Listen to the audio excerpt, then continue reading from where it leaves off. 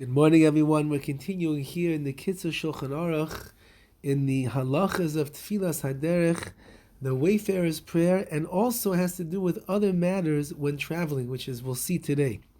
And he writes a very important idea over here, which not only takes place when we're traveling, but really in any of our social interactions with other people, other Jews that we're going to come to their house, whether it be for a meal, for a visit, to stay over the night, and so on and so forth.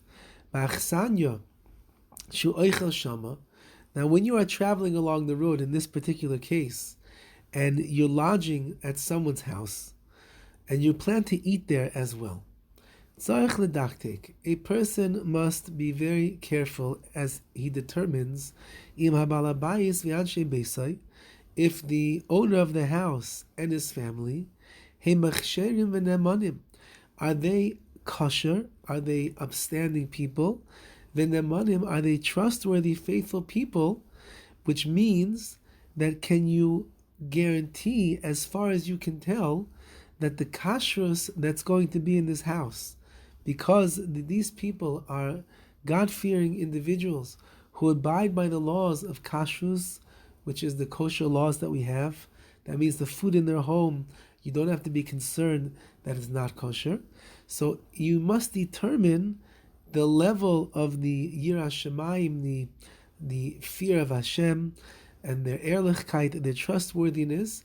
If you want to eat meat in that house, and you are in a place that you are unfamiliar with, someone's house, you're in a town, you're traveling around and you come to a small town and a nice Jewish family says, come, stay by us, we'll take care of you. You must investigate and inquire thoroughly. Who is the shochet of this meat?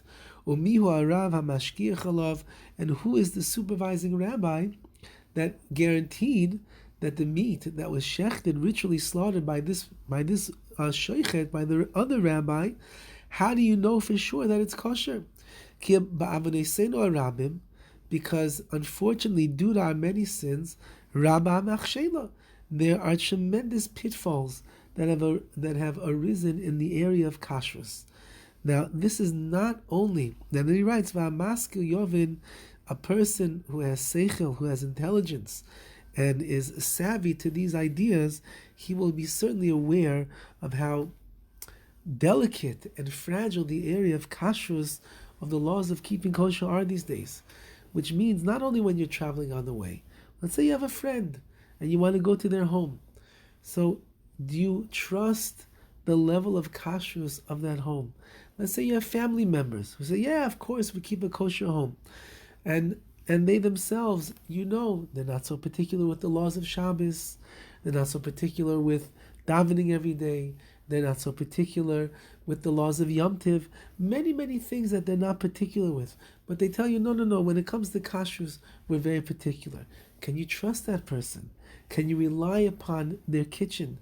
Can you be sure that if anything, a mishap ever took place where they cooked a piece of meat in a milchik, in a dairy pot or pan, are you sure that they called the Rav and asked a shaila halachic question to make sure that it's kosher or it's treif? Do you know these things? Can you trust the person? So this is not only a halacha that takes place when you're traveling. Of course, when you're traveling, it does come up because you find yourself in sometimes strangers' homes or towns that you're not familiar with, or maybe you're in countries that you're not familiar with, and that country has its own specific kashrus organization, which is called a hechsher. And when you look at the packaging on the food, you see the sign of that hechsher. Do you know the hechsher? Do you know if it's reliable? Do you know if it's your standard of kashrus?